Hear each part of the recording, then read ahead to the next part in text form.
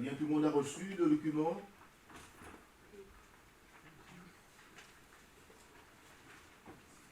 Alors, bien-aimés dans le Seigneur, bonjour. Bonjour. C'est toujours un plaisir de se trouver dans la maison du Seigneur pour lui exprimer notre reconnaissance de l'avoir pour Dieu, pour Père, un Dieu aimant, un Dieu miséricordieux, compatissant, lent à la colère, riche en bonté. Aujourd'hui, nous allons parler du don d'opérer des miracles. Les miracles. Pourquoi est-ce que nous sommes en train de parler de dons spirituels? Christ réside dans chaque croyant en Christ. Chaque individu qui a décidé d'offrir sa vie à Jésus-Christ est devenu l'habitation du Dieu trinitaire. Romains 8, 9 et 1 Corinthiens 3, 16. Mais Jésus-Christ réside aussi dans l'Église, formée par tous ceux qui ont reçu Jésus comme sauveur et Seigneur personnel. Éphésiens 2, 22. Chaque croyant en Christ, individuel, et l'Église tout entière représente Christ. Les dons spirituels sont l'instrument principal de Dieu pour amener les chrétiens à représenter Christ dans le monde, à être son corps visible et manifeste. Les dons spirituels sont des capacités pour faire le ministère. Ce sont des caractéristiques de Jésus-Christ qui se manifestent par le corps spirituel de Christ, l'Église, comme ils se sont manifestés par son corps incarné. Et chaque don que le Saint-Esprit accorde maintenant à un croyant en Christ a déjà été manifesté parfaitement par la vie et le ministère de Jésus. L'Église de Jésus continue à vivre pour Jésus sur cette terre par la puissance de son esprit qui agit dans son peuple. Le Saint-Esprit distribue des dons, des aptitudes pour accomplir un ministère spirituel aux croyants en Christ, pour leur permettre d'exprimer et de renforcer leur unité dans le Seigneur Jésus-Christ. Les dons spirituels ne sont pas des talents, de l'habileté, des aptitudes naturelles.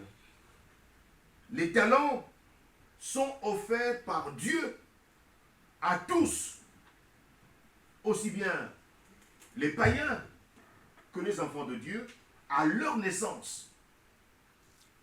Les dons spirituels sont octroyés à la conversion à Jésus-Christ. Les dons spirituels sont des aptitudes particulières octroyées aux croyants en Christ pour les équiper, pour exercer un ministère surnaturel envers les autres, particulièrement les uns envers les autres. En conséquence, si ces croyants en Jésus-Christ n'utilisent pas ces dons, évidemment, ou ne les utilisent pas de la bonne façon, évidemment, le corps de Christ ne peut pas être la manifestation collective de sa tête, le Seigneur Jésus-Christ, et l'œuvre de Dieu, évidemment, en souffrirait. Alors, le don d'opérer des miracles. Nous lisons 1 Corinthiens chapitre 12, verset 28. 1 Corinthiens 12, 28. Et Dieu a établi dans l'Église, premièrement, des apôtres, secondement, des prophètes, troisièmement, des docteurs, Ensuite, ceux qui ont le don des miracles. Le don d'opérer des miracles.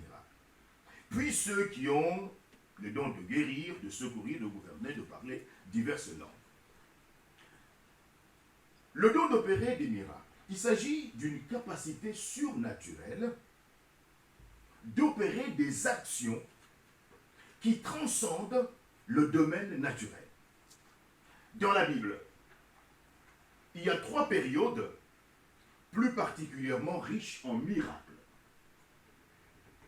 Du temps de Moïse et de Josué, ensuite du temps d'Élie et d'Élisée, et troisièmement, du temps de Christ et des apôtres. Alors je vous ai donné une liste, une fiche qui nous rapporte les différents miracles dont la Bible parle.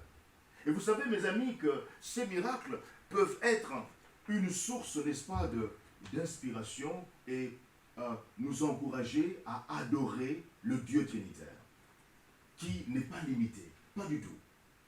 Alors, en consultant cette liste, nous constatons que, tiens, d'abord, les miracles ont été opérés par la Trinité. Le Dieu trinitaire a opéré des miracles. Il y a 49 ou plus qui sont rapportés ici. Assez intéressant, vous lirez cela, n'est-ce pas, tranquillement à la maison. Et je cite quelques miracles simplement, opérés par le Dieu trinitaire, le Père, le Fils et le Saint-Esprit. D'abord la création, voyez, la création, c'est un miracle, un miracle. Le déluge, c'est un miracle. Vous savez ce que c'est le déluge, hein? L'univers entier fut englouti par l'eau. Tiens, c'est un miracle. C'est un miracle. Les plaies infligées au pharaon, ce sont des miracles. Vous lirez cela. La femme de Lot transformée en statue de sel, c'est un miracle. C'est une parole. Paf! Une personne humaine est transformée en sel. Tiens. Le buisson ardent, c'est un miracle. Vous avez un arbre, vous avez du feu, et l'arbre n'est pas consumé. Tiens, pas possible ça. C'est un miracle. La sortie d'Égypte, c'est un miracle. Vous avez, par exemple, la transfiguration, c'est un miracle. Les miracles, 41, les miracles du calvaire. Vous savez que quand Jésus était sur la croix, le monde entier fut dans l'obscurité la plus totale. C'est un miracle, ça. C'est un miracle. Le tremblement de terre, la déchirure du voile, du temple, la résurrection de certains morts, oui. Quand Jésus-Christ, effectivement, est sur la croix, hein, lorsque le temple, n'est-ce pas, le voile, n'est-ce pas, fut déchiré, on a vu des morts sortis de leur tombeau. On n'a jamais vu ça. Jamais vu ça. L'ascension de Jésus, vous voyez, la montée de Jésus vers le ciel, dans son corps. Vous comprenez ça? Jésus fait du ski nautique, du ski aérien. Il monte au ciel avec dans son corps. Eh oui, c'est un miracle ça. C'est un miracle. La Pentecôte. La Pentecôte, c'est un miracle aussi. Vous voyez? 120 disciples réunis. Et puis, tous se mettent à parler dans des langues non apprises. Non apprises. C'est un miracle, non? Tu n'as jamais appris le chinois? Tiens, tu commences à louer le Seigneur en chinois. Tu n'as jamais appris, c'est pas moi, l'anglais? Tiens, tu commences à parler en anglais. Et l'anglophone qui est là se dit, mais c'est pas possible ça, mais ce monsieur, je le connais, je le connais. Et il ne parle pas un seul mot d'anglais. C'est un miracle. C'est un miracle. Les miracles opérés par Satan. Ah oui, une autre série. le diable opère aussi des miracles. Par exemple, les épreuves infligées à Job. Eh oui, c'est le diable qui était derrière la tentation du Christ. C'est le diable qui était derrière. Lui aussi opère des miracles. Les miracles opérés par Christ. 36 répertoriés. C'est intéressant. Passez votre temps à lire, à voir ce que Christ a opéré comme miracle. L'eau changée en vin. Tiens, de l'eau transformée en vin. Et c'est du bon vin. Du bon vin. C'est un miracle. La guérison du fils, n'est-ce pas, d'un officier. Il était sur le point de mourir. Jésus l'a guéri, c'est un miracle. La guérison d'un démoniaque à Capernaum. Quelqu'un qui était habité par beaucoup de démons. Jésus l'a libéré. La guérison de la belle-mère de Pierre. Voyez? La guérison d'un paralytique.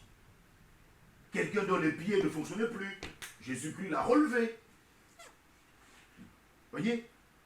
La résurrection du fils, n'est-ce pas, de la veuve. Une femme qui n'avait qu'un seul fils. Et ce fils était mort. Et le corbillard qui se dirigeait vers le cimetière, eh bien, se trouve nez à nez avec Jésus. Et Jésus ressuscite le fils unique de cette veuve. Miracle. Miracle. La guérison d'un démoniaque de Gadara. Un homme qui vivait dans les tombeaux. En qui se trouvaient des démons dangereux. Personne ne pouvait maîtriser cet individu. Jésus a libéré cette personne. La guérison d'une femme atteinte d'une hémorragie interne. 12 ans de misère, de souffrance. Cette femme a été consultée différents médecins. Pas de guérison. Jésus-Christ a libéré cette femme. Miracle. La guérison d'un démoniaque sourd. La guérison d'un infirme. Voyez, Jésus marche sur les eaux. Voilà. Jésus, 19. Jésus a fait du ski nautique. Il a marché sur les eaux. C'est un miracle, mon ami. Aucun homme ne peut le faire. Hein. Quelqu'un avait essayé de le faire quelque part, là, au Congo. Il était mal aventuré là-bas aussi. Congo. Il avait appelé ses adeptes. Venez voir. Je vais faire comme Jésus. Je vais marcher sur l'eau. Et puis, alors, je pense qu'il avait pris place à bord d'une pirogue. Et en plein milieu d'eau, il a placé, je crois, un tapis sur l'eau. Il s'est posé dessus. Pouf! Il était avalé dans l'eau. Ah, il a commencé à crier. Sauvez-moi!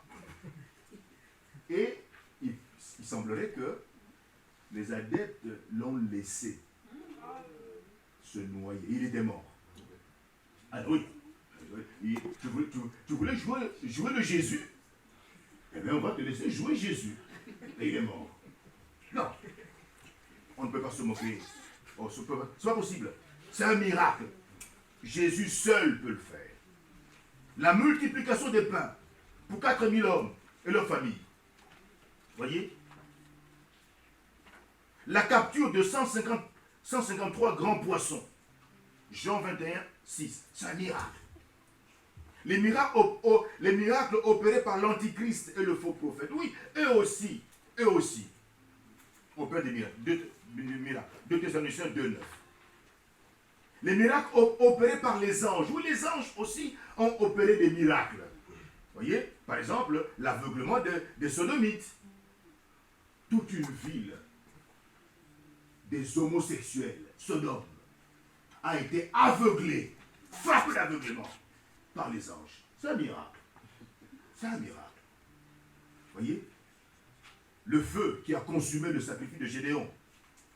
Voyez, des anges qui sont venus nourrir Élie. C'est un miracle. C'est un miracle. Voyez, la protection des 3 Hébreux dans la fournaise, dans Daniel 3, 25, c'est un miracle. Ils ont été placés dans une fournaise pour être consumés. Et bien là, non, Dieu les a préservés. Alors qu'il y avait du feu dedans, eux ne sont pas morts. C'est un miracle. Amen. la protection de Daniel dans la fosse au lion. C'est un miracle. Daniel 6, 1 à 24. C'est un miracle. Des lions affamés, mais avaient la bouche fermée devant Daniel. C'est un miracle. C'est un miracle. Voyez, la mort d'Hérode. Oui, la mort d'Hérode. Vous savez ça? Hérode, le grand dictateur Hérode, frappé par un ange, un orgueilleux. Et au même moment, son corps a commencé à pourrir. Au même moment, des asticots ont commencé à surgir de son corps. Ah, on ne se moque pas de Dieu. Un miracle. Un miracle. Voyez-vous? Ah. Les portes de la prison s'ouvrent pour d'autres disciples. Acte 5, etc. Voyez? Pierre est libéré de sa prison. Qui avait libéré près de la prison? C'est un ange. Un ange qui est venu ouvrir la porte de la prison. Tout est possible. Tout est possible. Voyez? Et les anges déversent la coupe de la colère de Dieu. Apocalypse 6 à 19. Oui, c'est un miracle. Apocalypse 6 à 19. Et là, nous avons une vision de ce que les anges vont faire. Ils vont déverser la colère de Dieu sur l'humanité entière. C'est extraordinaire. Pendant, n'est-ce pas, la tribulation. Les miracles opérés par les démons. Les démons opèrent aussi des miracles. Voyez? Par exemple, la maladie de Saül, provoquée par un démon, les prophètes d'Akab, voyez? Dirigés par des démons. Par exemple,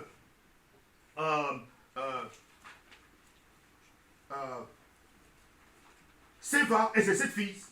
Ses 7 fils, dans Acte 19, 14 à 16. Qui essayait de chasser les démons au nom de ce Jésus que prêchait l'apôtre Paul. Et vous savez ce qui leur est arrivé. Hein, les démons les ont massacrés, les ont déshabillés, ils ont plus fuite. Les démons opèrent aussi des miracles. Les miracles opérés par Joseph. Vous voyez? Joseph, l'interprétation des rêves de ses 2 compagnons d'infortune. L'interprétation du rêve du pharaon. Les miracles opérés par Moïse et Aaron. Des miracles sensationnels. Vous voyez? C'est extraordinaire. L'eau du Nil transformée en sang. C'est extraordinaire. Les grenouilles, les moustiques, les mouches venimeuses, la peste du bétail. Vous voyez?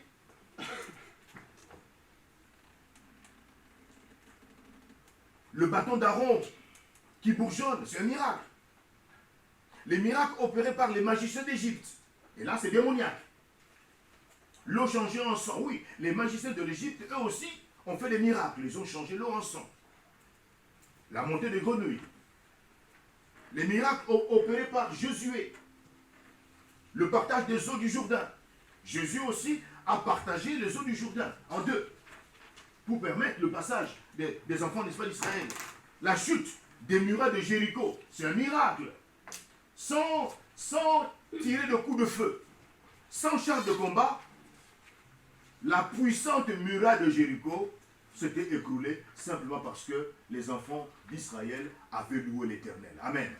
C'est un miracle. C'est un miracle. Un miracle.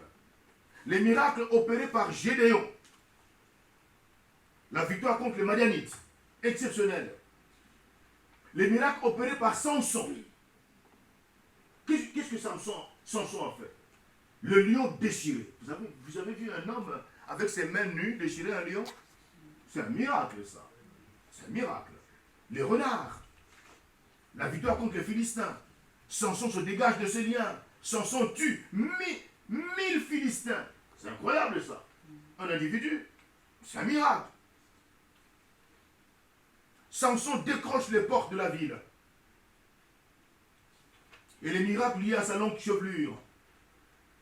La destruction du temple de Dagon. Il faut lire, n'est-ce pas, cette histoire dans Juge 16, 23, 31. Comment, alors même que Samson est presque achevé, quoi. Les 2 yeux crevés. Finalement, eh bien, un miracle s'opère quand même. Le temple, n'est-ce pas, s'écoule. Miracle opéré par la magicienne d'Anne d'Or. Miracle opéré par David. Et David a aussi opéré des miracles. David déchire un lion et un ours. Extraordinaire. David tue Goliath. C'est un miracle. C'est un miracle. Goliath, armé jusqu'aux dents. David qui n'a qu'une lance-pierre, une fronde. C'est pas possible ça. C'est un miracle.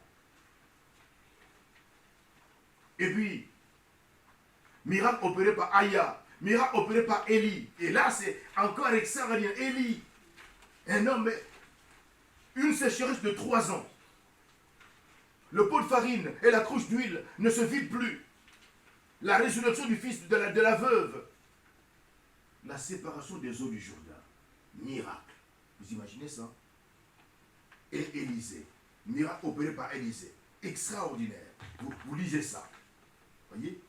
Encore une fois, le partage des eaux du Jourdain. Miracle opéré par Daniel. Daniel, avec son interprétation des rêves. L'interprétation, n'est-ce pas, de l'écriture sur le mur. Les miracles opérés par les apôtres. Oui, les apôtres. Alors, qu'est-ce qu'ils ont fait? Eh bien, d'abord Pierre. Pierre a guéri un homme paralysé. Il a opéré plusieurs guérisons. La guérison d'Aîné, la résurrection de Dorcas, ça c'est Pierre. Paul a frappé quelqu'un de cécité. Eh oui, la guérison d'un infirme. Miracle à Éphèse. Miracle à Malte. Et Étienne. Étienne aussi a opéré des miracles. Philippe aussi. Dans Acte 8. Et puis, les 7 faux exorcistes ont aussi opéré des miracles. Acte 19. Alors, mes amis, le don de miracle, c'est un don exceptionnel. Le mot miracle désigne un événement qui dépasse notre compréhension ou qu'on ne peut pas expliquer sur le plan naturel.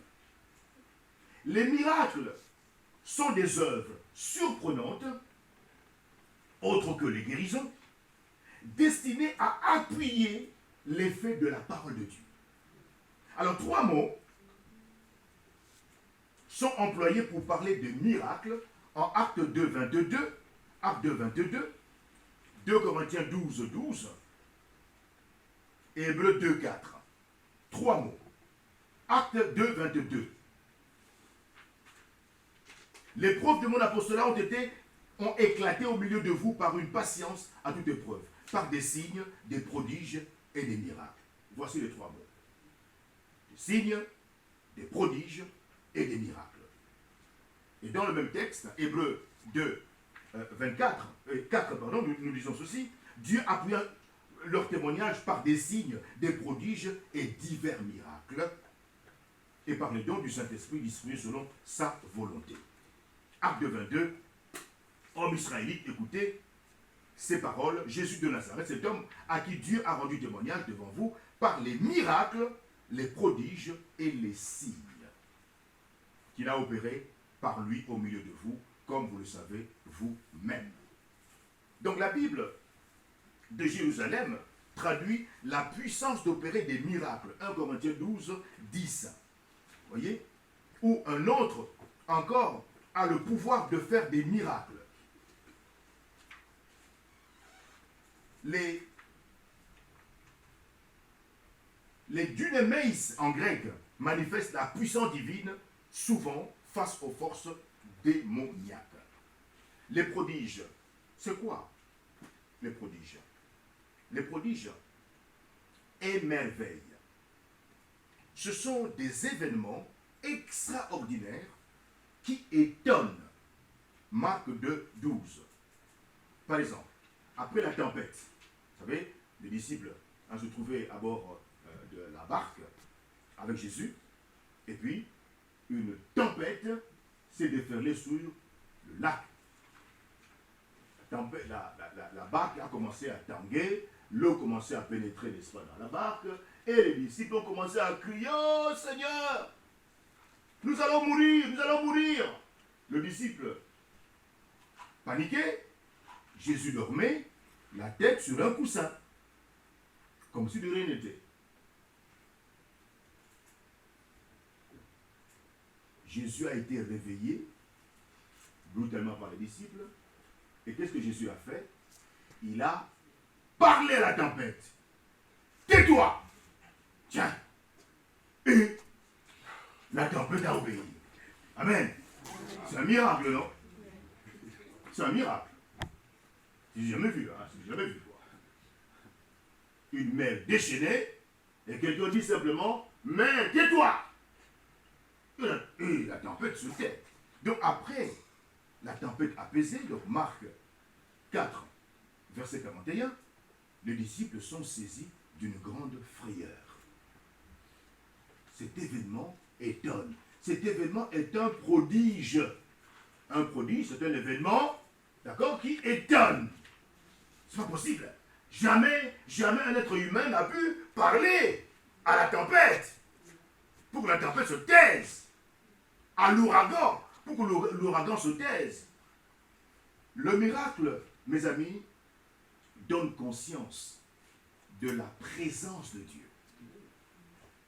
Les signes, alors, c'est quoi les signes? Les signes attirent l'attention sur le Christ et sur l'Évangile. Ils font réfléchir tous, y compris ses opposants, reconnaissent que Jésus fait beaucoup de miracles. Vous voyez, Jean 11, verset 47, Jean 7, 31. Les apôtres ont opéré aussi des prodiges. Actes 5, 12, très courant durant leur ministère, certains sont même considérés comme extraordinaires. Actes 19, 11. Le don d'opérer des miracles fait partie du ministère de l'évangéliste. Acte 8, versets 6 et 13 parle des signes miraculeux opérés par Philippe. Il a opéré des signes miraculeux. Étienne, lui, a fait des prodiges, c'est-à-dire des événements extraordinaires qui étonnent parmi le peuple. Acte 6, verset 8. Les dons de miracles sont accordés à certains enfants de Dieu. 1 Corinthiens 12, verset 8 à 11 le dit clairement. À certains enfants de Dieu. Et la promesse de confirmation surnaturelle du message de l'évangile n'est pas destinée aux apôtres et aux évangélistes seuls. Mais cette promesse est aussi destinée à tous ceux qui croient en Jésus-Christ. Selon Jean 14, 12. Celui qui croit en moi fera aussi les œuvres que je fais. Amen. C'est celui qui croit en moi. N'importe qui, n'importe quel enfant de Dieu. Marc 16, 17 à 18. Voici les miracles qui accompagneront ceux qui auront cru. Donc chaque enfant de Dieu est concerné. L'époque actuelle nécessite des miracles. Tout autant que l'époque du Nouveau Testament. Ni l'exégèse, l'explication des textes bibliques, ni l'histoire ne permettent de dire que les miracles authentiques ont cessé à la mort des apôtres. Jésus-Christ est le même hier, aujourd'hui et éternellement. Amen. Il n'a pas changé. Dieu n'a pas changé.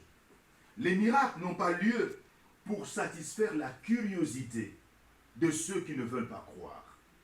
Pas du tout. Luc 23, 8 et Matthieu 12, 38, 39. Dieu ne fait pas de miracle s'il n'y a pas de besoin. En Exode 16, la manne, qui est un miracle aussi, une nourriture spéciale que Dieu fait tomber du ciel. Cette manne est donnée en quantité suffisante pour chaque jour, jusqu'à l'arrivée des Israélites dans un pays habité. C'est un miracle. Chaque jour, cette nourriture spéciale tombait du ciel et les Israélites devaient aller la récupérer pour manger. quand les besoins dépassent les ressources naturelles, c'est le cas par exemple lorsque la foule de disciples perdus, n'est-ce pas, dans le désert,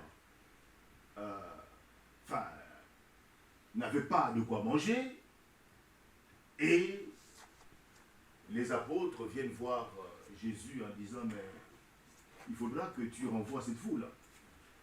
Il doit rentrer, se restaurer un peu plus loin, parce que nous n'avons rien à manger. Eh bien, dans ce cas précis, nous constatons que les besoins dépassent les ressources naturelles. Et que fait le croyant dans ce cas précis? Le croyant en Jésus-Christ peut s'attendre aux provisions de Dieu surnaturelles. À ce moment-là, l'enfant de Dieu est appelé à attendre que Dieu, notre Père, apporte de manière surnaturelle, n'est-ce pas, ses provisions. Très important. Dans la Bible, mes amis, les prodiges, c'est-à-dire des événements extraordinaires qui étonnent, ont lieu pour délivrer le peuple. Exode 14, 16. Parce que le peuple est dans une situation de faiblesse. Donc, il faudrait que des prodiges se produisent. Ces prodiges dans la Bible ont lieu pour pourvoir aux besoins. Parce qu'il y a besoin. Exode 17, 1 à 16, à 6. Ces prodiges dans la Bible ont lieu pour exercer un jugement. Et oui, aussi. Parce que lorsque le peuple de Dieu est dans une position de faiblesse, qui fait face à un ennemi redoutable, qui ne peut pas vaincre, à ce moment-là, eh bien, il s'attend à ce que le Seigneur, le Dieu des armées célestes, intervienne en sa faveur. Amen. Pour exercer un jugement. Exode, chapitre 7, jusqu'au chapitre 11. Et là, on voit Dieu qui intervient pour exercer un jugement afin de protéger son peuple.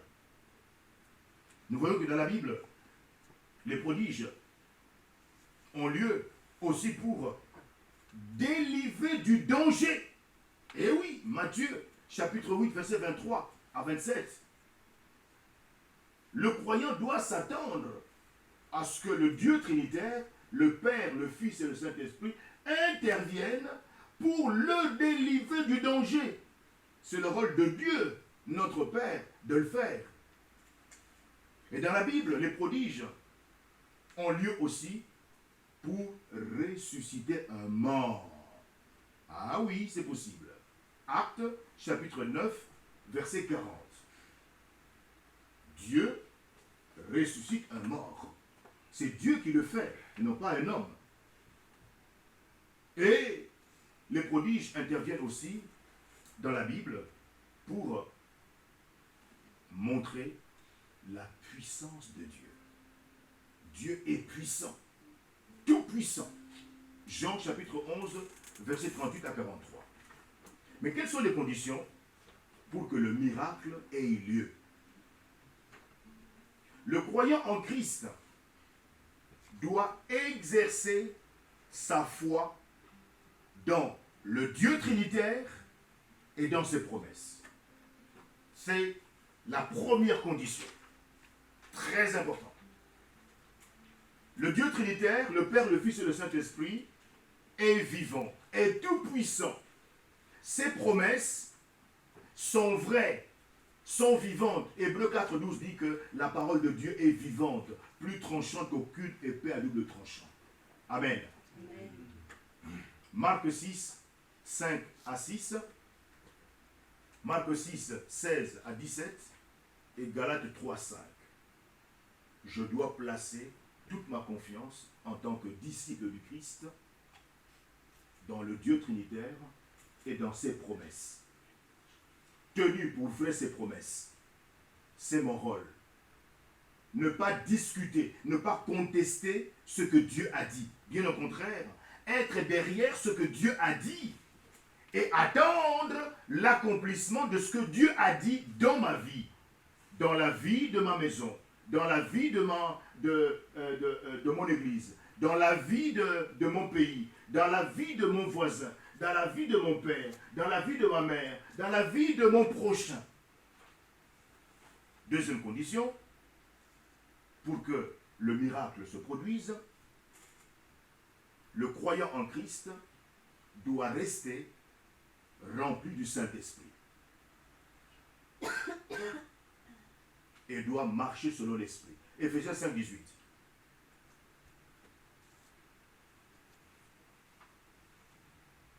Le disciple doit se maintenir dans un état de plénitude du Saint-Esprit.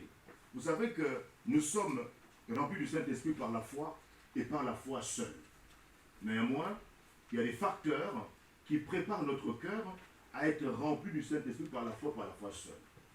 Premièrement, le désir de mener une vie pure, une vie sainte. Si vous n'avez pas ce désir, lisez la Bible, parole de Dieu. Lisez les évangiles. Et là, vous découvrirez une vie extraordinaire de Jésus. Et ce que Jésus a fait. Et vous désirerez être comme lui. Deuxièmement, puisque vous désirez mener une vie pure, une vie sainte, eh bien vous allez vous rendre compte qu'il y a en vous, à la lumière de la lecture de la parole de Dieu, des manquements, des faiblesses, des péchés. Donc, je dois confesser mes péchés, ceux que le Saint-Esprit met en surface dans mon cœur.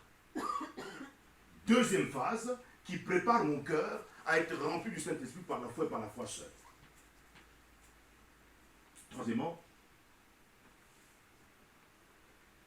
je présente, après avoir confessé les manquements, les péchés dans ma vie, eh bien, je remets à Dieu notre Père la direction de chaque département de ma vie. Vous savez que notre vie est faite de départements. Plusieurs départements sont secrets, ne sont connus que par nous, par moi. Ce que je fais quand je suis tout seul dans mon coin, personne ne le sait. Même lorsque nous sommes ici dans le temple, n'est-ce pas, de Dieu, chacun de nous a une vie intérieure. Je peux être ici, en train de vous regarder, mais en même temps, tiens, je suis en train de penser, je pense à mon séjour en Suède. J'étais récemment en Suède. Participer à une conférence, n'est-ce pas, du FIMES. Vous voyez, j'ai vu des choses intéressantes là-bas. Et pendant que je suis ici, dans le temple, tiens, je pense au FIMES là. Je suis en Suède. Sous le campus, n'est-ce pas, de Karlstuga. Tiens, mais personne ne voit ça. Mais je suis là. Je te regarde. Je te souris. Mais je ne te regarde pas. Je suis en Suède. Ça, c'est le mystère de l'homme. Amen. Cette vie secrète, mes amis, doit être soignée, entretenue. Nous devons entretenir. La vie secrète, c'est quoi? Je suis seul chez moi à la maison. Sans témoin. Qu'est-ce que je fais? Qu'est-ce que je fais quand je suis entre les quatre murs? Comment est-ce que je mène ma vie? Voyez? Qu'est-ce que je fais? Est-ce que je mène une vie pure, une vie sainte qui honore le Seigneur? Ou au contraire, je suis un bandit? Quand je suis seul dans ma chambre, je suis un bandit. Je suis un débauché, un voleur, je suis un tricheur, je suis tout quoi? Un gangster spirituel, seul, dans ma chambre. Et quand je sors de la chambre, je deviens une sainte. Je suis un saint. Qui suis-je? Qui es-tu? C'est important ça. Tout ceci fait partie du secret. Vous serez simplement étonné de constater que, moi, ce que vous semez, vous le récolterez. Mes amis, nous devons soigner notre vie spirituelle. Ce que les gens peuvent dire de moi peut être vrai ou faux. Mais ce que Dieu dit de moi est toujours vrai. Amen. C'est pourquoi je dois soigner mon intimité avec Dieu. Amen. Il faut que je me préoccupe du fait que je dois être pur, je dois être saint, propre, propre au dehors et propre au dedans. Très important. Sinon, je ferai du cinéma. Les disciples ont reçu une puissance quand le Saint-Esprit est venu sur eux. Acte 1, 8. Plus, je confie à Dieu ma vie en confessant mes péchés, en demandant au Père Céleste de me remplir du Saint-Esprit par la foi seule. Voyez, de lui confier la direction de chaque département de ma vie, plus, évidemment, le fruit de l'Esprit se manifeste en moi. Le fruit de l'Esprit, c'est un fruit. Un fruit prend du temps pour apparaître. Ce fruit apparaît et reste visible. Plus je suis rempli du Saint-Esprit, plus ce fruit de l'Esprit se manifeste en moi. Je suis stable spirituellement, je suis dans un état qui permet au Père Céleste de pouvoir m'utiliser, au Seigneur Jésus de pouvoir m'utiliser, au Saint-Esprit de pouvoir m'utiliser. Mes amis, l'être humain accomplit des actes puissants quand il est revêtu de puissance. Dieu est alors à l'œuvre. 1 Corinthiens 12, 6. Les prodiges, ces événements extraordinaires qui étonnent, ont aussi lieu quand Dieu le veut. C'est important, n'est-ce pas, de le savoir, mes amis. Quand Dieu le veut. 1 Corinthiens 12, 11. Le Saint-Esprit opère toutes ces choses quand il veut et comme il veut. Quand Dieu veut, le miracle se produit. Amen. Hébreux 2, 4. Ce qui suppose de se laisser conduire par l'Esprit. Je dois me laisser diriger par le Saint-Esprit pour permettre à Dieu notre Père, à Jésus notre Seigneur, au Saint-Esprit de pouvoir opérer le miracle. On ne peut cependant, mes amis, pas tout expliquer. Pierre, Paul et Silas ont été miraculeusement délivrés. Selon Actes 12, 6 à 10, Actes 16, 22 à 36. Mais Étienne a été lapidé. Acte 6, et il est mort. Jacques, le frère de Jésus, est mort par l'épée. Acte 12, verset 2. Jean-Baptiste a été décapité. Matthieu 14, verset 1 à 12. Le prophète Ésaïe a été scié en deux quand il se cacha dans un tronc d'arbre poursuivi par le sanguinaire roi Manassé. Et puis Hébreux 11, 35 à 40. Que dit ce texte? Des mères ont vu leurs enfants morts ressuscités pour leur être rendus. D'autres, par contre, ont été torturés et ont refusé d'être délivrés, car ils espéraient être amenés par la résurrection à une vie meilleure.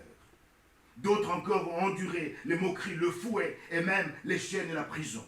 Ils ont été lapidés, torturés, sciés en deux ou mis à mort par l'épée. Certains ont dû mener une vie errante, allant çà et là, couverts de peau de mouton ou de chèvre, dénués de tout, persécutés et maltraités. Par un monde indigne d'eux, ils ont erré dans les déserts ou sous les montagnes, se réfugiant dans les cavernes et les antres de la terre.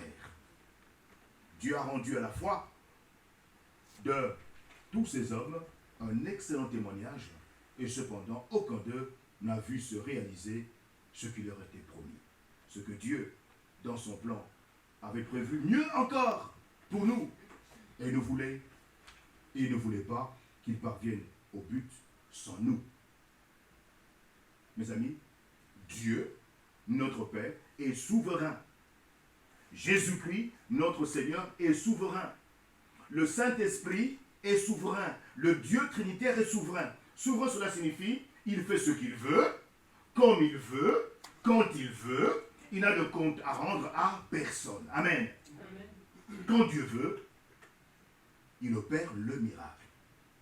Ce miracle peut aller dans le sens de la délivrance, mais aussi dans le sens du sacrifice. Nous sommes appelés simplement à être disponibles entre les mains de notre Seigneur pour accomplir sa volonté. Car c'est au centre de la volonté de Dieu que nous sommes en sécurité. Amen. Amen. Prions. Seigneur, nous voulons te dire merci. Merci pour ta parole qui est vivante. Merci d'avoir accordé à certains de tes enfants ce don d'opérer des miracles. Merci d'être au final au contrôle de tout ce qui se passe. Oui, les miracles sont là pour manifester ta puissance, montrer que tu es le Tout-Puissant. Tu contrôles ta création. Tu contrôles ceux qui y vivent.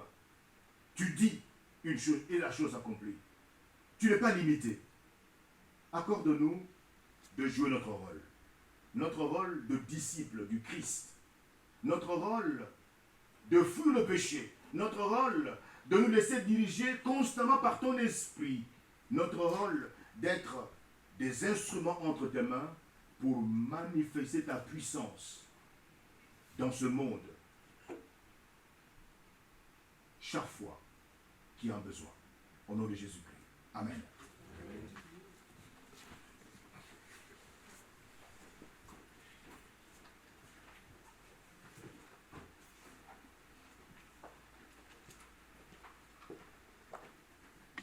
Merci beaucoup.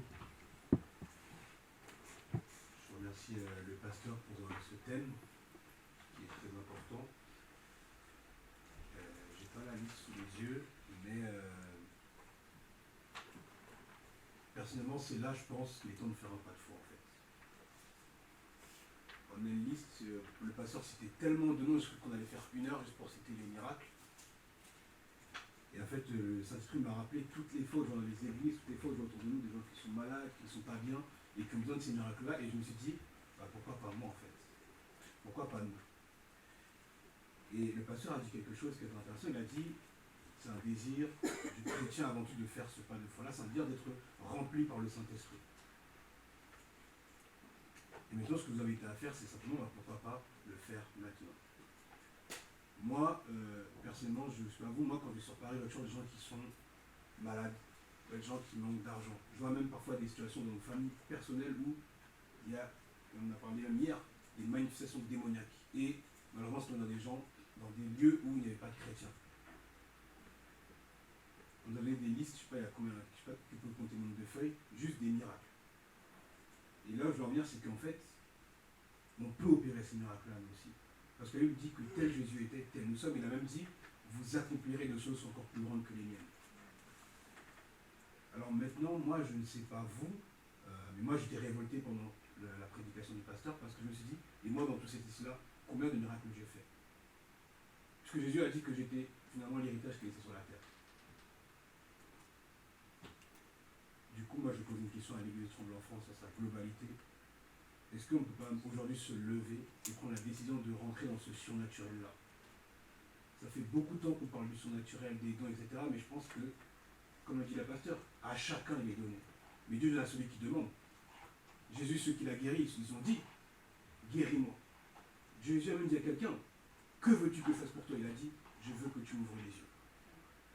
Je parlais à quelqu'un qui me disait, c'est une catholique qui me disait, ah mais c'est la volonté de Dieu que je sois malade. Mais c'est faux. Et bien, je crois que c'est aussi la volonté de Dieu qu'on soit rempli des dons de l'Esprit. Peut-être ce matin pour celui qui est réellement inspiré par cela. Donc moi, personnellement, moi je vais me lever et je vais faire maintenant une prière pour être de nouveau et davantage rempli par le Saint-Esprit. On a parlé la semaine dernière de vouloir évangéliser. Je vais poser une question à vous tous. Si vous évangélisez, vous vous trouvez face à un démoniaque maintenant. Aucun don de l'Esprit. Comment vous allez faire? Les dons de l'Esprit, c'est une arme. Je parlais récemment à ma mère qui me dit, oh, je suis malade. T'as prié? Ah non, je vais voir le médecin. Je dis, révolté. Et je voulais imposer ma main sur elle. Elle a dit non, mais t'inquiète pas, je vais voir le médecin. Elle est partie. Je me dis, mais c'est pas possible. Vous voyez, donc parfois, quand on est dans la méconnaissance des potentiels de la chrétienté, on se laisse subir des situations comme ça et on accepte. Et là, on a une liste. Enfin, moi, je suis après par la liste que le pasteur a donnée. Et moi, je me dis juste, personnellement, bah, comme on dit nous, j'ai le seum. Ah oui. Je ne demande même pas de marcher sur l'eau, mais juste quand je vois quelqu'un qui a mal au bras, je me dis, j'aimerais bien juste, je pose sa main, il est guéri. Allez, on passe à autre chose. Il y a un démoniaque, allez, le démon il sort, on passe à autre chose. Et c'est ça dont on doit s'inspirer. Benjamin et. Sortez, s'il vous plaît. S'il vous plaît. Non, franchement, là, on veut vraiment rentrer dans une nouvelle dimension par rapport à l'église. Vous parlez de ça? D'accord, très bien. Excusez-moi. Je pense qu'on doit aller dans une nouvelle dimension. Maintenant. On parlait au début du culte de la religiosité, et là, c'est le moment où on doit faire le pas de foi entre le savoir. Ok, ils ont fait tout ça, ok, c'est rien. Et moi, personnellement, j'ai envie de m'inscrire dans ces chrétiens qui ont fait des miracles dans ce monde. Je ne sais pas si vous avez vu, il y a eu, c'était vendredi, des hommes qui s'entretuent. Il y a un policier qui a tué une personne de sa hiérarchie parce que, soi-disant, bon, moi j'ai ma version à moi, mais voilà, parce que il est devenu musulman et donc du coup, après c'est un extrémiste et du coup il a tué ses frères hiérarchiques. Je suis vu encore là récemment des jeunes de 15 ans arrêtés en prison. Pourquoi? Parce qu'ils ont tué un adolescent de collège parce que c'est des bandes rivales. Le monde a besoin de, comment dit le pasteur, de la manifestation de chrétiens. Parce qu'il manque d'amour, il manque de réponse, il manque de solution à leurs problèmes. Mais la réponse c'est qui? C'est nous. Donc maintenant, vous avez la feuille sous les yeux. Qui veut maintenant que son nom soit inscrit à la suite des apôtres de Jésus-Christ? Qui se lève maintenant, on va prier pour ça. Ceux qui n'ont pas la foi, qui peuvent avoir les dons de l'esprit, restez assis. Mais moi, personnellement, c'est quand je vois ce genre de prédication-là, je suis énervé dans mon cœur. Parce que je me dis, moi, combien de choses j'ai fait? Combien de malades j'ai guéri? Combien de personnes peuvent dire, moi, il y a un démon qui a été libéré parce que Kevin était là à ce moment-là? Donc, est-ce qu'on va rester dans le savoir et donc dans la religion? Est-ce que l'Église de Trouble en France veut maintenant se lever à partir de maintenant et dans un esprit de révolte par rapport au manque de foi, au manque de dons spirituels qu'elle a dans sa vie? À nouveau, je regarde des églises, je vous invite vraiment à regarder des prédications, des choses à gauche à droite, vous allez voir des guérisons. Et moi je me dis, mais on a le même Dieu. Pourquoi moi j'ai pas ça? Peut-être parce que j'ai pas demandé. Peut-être parce que, comme a dit le pasteur, je ne fais pas ce temps-là de dire au Saint-Esprit, montre-moi ce qui ne va pas, montre-moi ce qui manque. Donc maintenant, ce matin, chacun va prendre un temps, on va regarder cette feuille-là. On va penser aux personnes qu'on voulait guérir, on va regarder les Jésus qui a guéri les gens. On va penser aux gens qui ont un manque d'argent et à demander Jésus, même l'argent Jésus peut le donner. Parce qu'à un moment donné, on demande à Jésus de payer les impôts. Et je crois, il dit à un de ses apôtres, va voir dans le fleuve, va tirer un poisson, il y aura une pièce pour payer les impôts. Même l'argent, Dieu peut le faire tomber. On parle ici d'avoir un hôtel. Si on avait la foi certaine, de dire Jésus peut multiplier nos avoirs. Il y a un pasteur, Raoul Wafo, je crois. Dieu lui a donné dans un rêve comment gérer son business. Aujourd'hui, il est milliardaire. Pourquoi? Parce qu'il s'est dit, mais si, des païens sont milliardaires, mais moi je peux être multimilliardaire vu que j'ai le fils de Dieu en moi. Donc du coup, maintenant, c'est la question que je vous posais. Qui veut rentrer dans un monde d'une dimension surnaturelle et qui veut rester à la porte et justement du savoir? Moi, personnellement, je me lève maintenant et je suis déjà debout, ça tombe bien. Je vais demander à Bonté. Ce matin, j'envoie un message par rapport à ça et je suis content par rapport à ce que le pasteur a dit. Demander à Bonté, donne-nous, trouve quelque chose qui fait lever par l'esprit, donne-nous un accompagnement musical qui va vraiment créer une atmosphère spirituelle surnaturelle. Moi, je crois que ce n'est pas dans les autres églises où il y a que Dieu qui se manifeste, qui peut se manifester ce matin. Ce n'est pas dans les autres églises où il peut y avoir des dons de guérison, ça peut aussi être là, ici, ce matin. Donc, je vous invite encore une fois à tenir cette feuille-là, fermement, et à dire à Dieu, je veux que mon nom soit inscrit aussi à la suite de ces gens-là. Parce que Dieu dit, Jésus-Christ m'a dit, voici les signes qui accompagneront ceux qui auront cru en moi. Je crois en toi. Je prends ce temps pour venir chez toi et au final je vis les mêmes tempêtes que les autres. Pourquoi? Maintenant c'est fini, c'est décidé. Je veux manifester les dons. Je Je veux guérir les malades. Je veux parler en d'autres langues. Je veux suivre ta volonté surnaturelle et parfaite. Parce que le diable dehors, lui, agit de façon surnaturelle. Je dois agir de façon surnaturelle. Donc maintenant, chacun va saisir, chacun va demander à Dieu, parce que Dieu, on dit, Dieu donne à celui qui demande aussi. Quel est ces dons-là? Rappelle-toi, et moi je pense qu'il faut passer parfois par des frustrations. Quelles sont ces frustrations par lesquelles tu es passé? Peut-être c'est des frustrations par rapport à tes finances, ta vie professionnelle. Sache que le Saint-Esprit peut renouveler ton intelligence et te faire avoir tous les diplômes que tu souhaites. Peut-être que c'est par rapport à la gestion de l'argent, pareil. Peut-être que c'est par rapport à la guérison. Repense à ça et dis, Dieu, je ne veux plus que ça arrive maintenant. Remplis-moi de ton Saint-Esprit. Remplis-moi, Saint-Esprit, sois près de moi, parle-moi. Peut-être que c'est dans la compréhension de la parole de Dieu. Tu n'as pas assez de révélation de la parole de Dieu. Tu t'endors même quand tu lis la parole de Dieu. Peut-être que ce sont tes prières qui sont trop plates. Tu aimerais parfois passer 1 heure entière de prière. La Bible dit que la foi, aussi petite qu'une graine, peut soulever une montagne, peut déplacer des montagnes. Alors imaginez si on est une montagne de graines maintenant. On pourra bouger des continents entiers. Combien de fois on a prié pour le Congo? Combien de fois on a prié pour la France? Combien de fois on a prié pour nos autorités? Maintenant on va agir dans le surnaturel. On va saisir maintenant cette feuille. Et à nouveau, celui qui n'a pas la foi, sache l'homme qui reste assis. Parce que moi, je fais le pas d'entrer dans le surnaturel maintenant. Je peux seulement être dans le savoir. Je vais être maintenant dans l'action. Dans le pouvoir. Alors maintenant, on va, pour ceux qui ont une feuille, on va lever les mains et cette feuille aussi, et dire à Dieu, maintenant, remplis-moi de ton Saint-Esprit. Viens me montrer là où ça ne va pas. On a montré les qualités, les compétences et les étapes qu'il faut pour avoir les fruits de l'Esprit. Je les veux maintenant. Ok, j'ai compris. Ok, c'est dans mon héritage. D'accord, maintenant, montre-moi ce qui manque pour atteindre cet héritage-là. Fais-moi mûrir rapidement. Parce que le monde attend la manifestation des fils de Dieu, pas des bébés de Dieu. Prions. Oh Seigneur, Seigneur, ce matin, je viens prendre une décision. Ce matin, à l'Église Tremblant France, je viens prendre une décision ferme. On a parlé des dons de l'Esprit pendant plusieurs semaines. On a parlé de ce que Jésus a fait, de ce que Paul a fait, de ce que David a fait. Même Samson, qui était un homme pudique, a eu des dons. Mais moi, je n'ai pas les dons. Même Samson, qui était un homme pudique, n'avait même pas le Saint-Esprit en lui. Il a déchiré un lion. Moi, je veux déchirer des ours comme David. Même Pierre, qui à un moment donné a abandonné Dieu. Il a parlé dans des langues qu'il ne connaissait pas. Et il a permis d'avoir une évangélisation de plus de 1000 personnes. Moi, combien de personnes j'ai évangélisé par les dons? Il y a des prières qui ont fait se séparer des mers en deux, qui ont permis le réveil dans des nations. Moi, je n'aime pas aussi à faire le réveil dans ma famille, dans mon quartier. Combien de fois j'ai tremblé quand on me parlait des démons? Combien de fois j'ai tremblé quand on parlait de guérir un malade? J'aime pas penser à toucher le malade. Saint-Esprit, guide-moi, rentre en moi, sois véritablement là.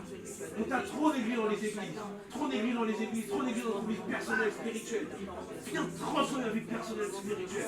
Viens transformer ma manière de prier. Viens transformer ma manière de louer. Viens transformer ma manière d'adorer. Viens transformer la manière de venir à l'église. Que lorsque je viens à l'église, je n'attends pas qu'on me remplisse d'un feu, mais que ce soit le feu qui se diffuse dans l'église aussi. Parce que l'église est une cheminée dans laquelle les flammes vont se rassembler. L'église en France est dans une nouvelle dimension. Une dimension où la prière vient venir écraser les ennemis spirituels, les démons. La Bible dit que nous sommes amenés à renverser des forteresses. Mais ces forteresses-là sont spirituelles. Je dois amener moi dans le spirituel pour affronter le spirituel. Tu vois nos finances qui restent bloquées. Combien de temps, Seigneur, on va rester dans ce sous-sol-là, sale, dans le noir, loin des hommes qui ont besoin de la parole de Dieu? Je déclenche maintenant, par le nom de Jésus-Christ, par l'onction qui m'est donnée par le Saint-Esprit, une saison de multiplication des avoirs pour acheter cet hôtel. On ne te demande pas 3 millions, pas 2 millions, pas 1 million. On te demande 5 millions pour acheter cet hôtel. Et je crois que par le Saint-Esprit qui nous guide notre intelligence, on va avoir l'intelligence d'avoir cet argent-là. Déclenche, pas demain, pas après-demain, maintenant, parce que Dieu a dit, voici les dons qui accompagneront maintenant ceux qui auront cru en moi. Maintenant ceux qui auront cru en moi. Jésus a dit, Je dois partir parce que je dois venir sur de plus grand qui était le Saint-Esprit. Saint-Esprit, tu es en moi. Moïse a vu le Saint-Esprit dans son bâton, il a séparé la mer en deux. Je déclare que maintenant je vais séparer la mer en deux entre une personne et sa destinée. Une personne et la parole de Dieu. Une personne et une réelle vie de prière. Une personne et son héritage en Christ.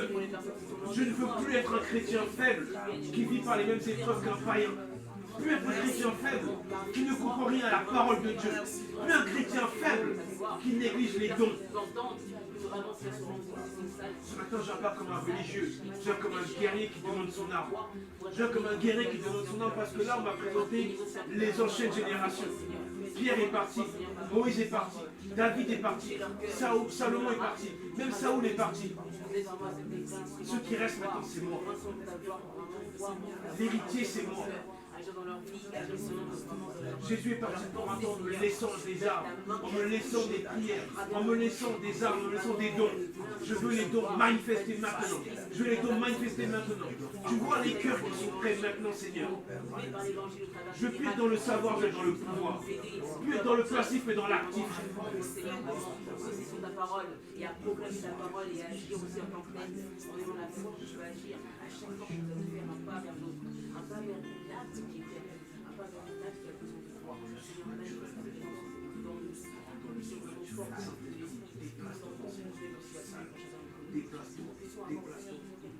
dans chaque cadre, celui qui s'approche de Dieu, Dieu s'approchera de lui.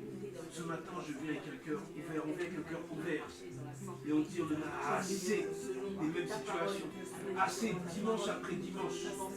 Troisième, dernier dimanche du mois après dernier dimanche du mois, les mêmes prières, les mêmes prières, les mêmes prières, les mêmes prières.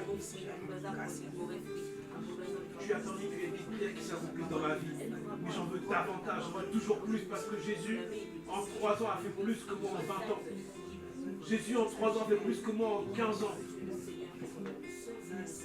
Or, tel il est, tel je suis. Permets-moi de saisir totalement ma identité en Christ. Je prie aussi pour les ministères et partenaires qui gardent la chorale, de montrer cette vision. Et je crois encore que par leurs instruments, il va y avoir des guérisons. Par leurs instruments, il va y avoir une évangélisation forte.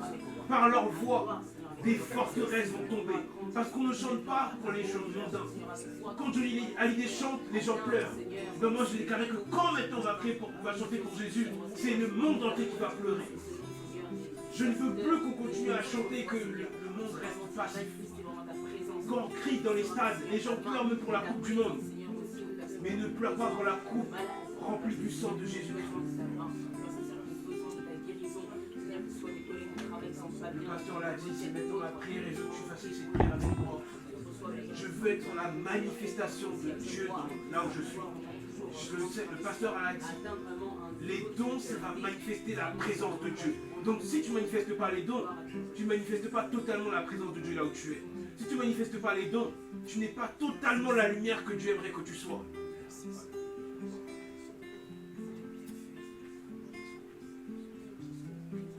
j'aimerais maintenant. Je crois qu'il y a vraiment des personnes qui sont prêtes dans cette église qui te cherchent réellement. Que tu te manifestes maintenant. Maintenant, Saint-Esprit. Maintenant, Saint-Esprit. Tu vois ceux qui sont là, dans les mêmes maladies, les mêmes combats, les mêmes problèmes, toujours, mais qui ne cessent de s'accrocher à toi. Tout comme Moïse n'a jamais lâché son bâton. Tout comme cette femme à la peur de soi a saisi le manteau de Jésus-Christ. Père, ce matin, on repose dans notre état surnaturel. Plus le savoir, mais le pouvoir. Plus le passif, mais l'actif. Plus le logos, mais le réma. Plus le bâton froid, mais le bâton enflammé.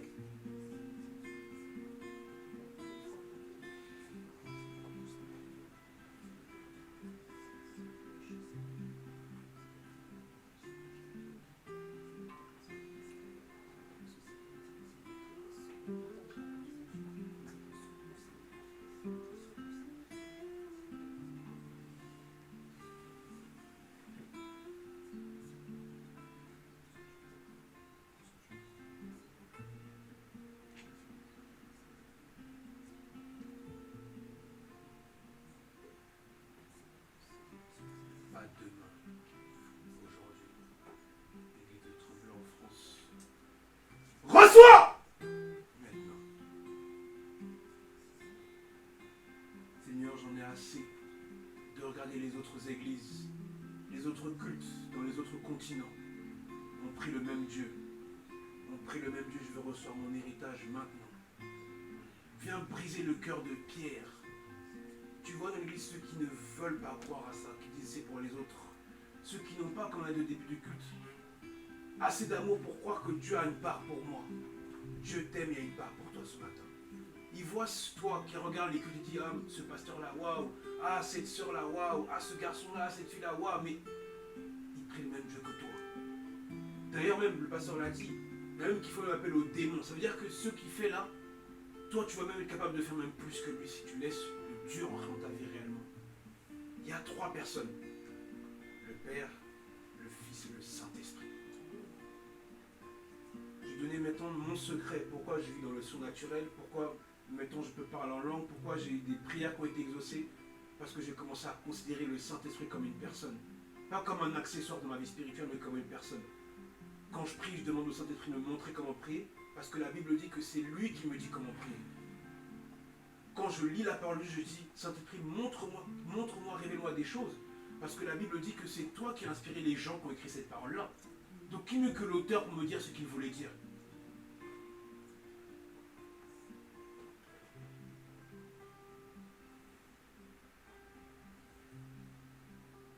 Maintenant, c'est entre toi et Dieu, et surtout entre toi et le Saint-Esprit. Parce qu'on dit, on parle des dons de l'Esprit. Jésus a dit, je vous enverrai le Saint-Esprit. C'est-à-dire que maintenant, c'est l'action du Saint-Esprit sur ta vie. Si tu négliges le Saint-Esprit, tu n'auras pas les dons. Si tu négliges le Saint-Esprit, tu n'auras pas la réelle parole révélée. Si tu négliges le Saint-Esprit, tu ne vas pas rentrer dans la réelle dimension de louange, d'adoration et de prière que tu dois avoir.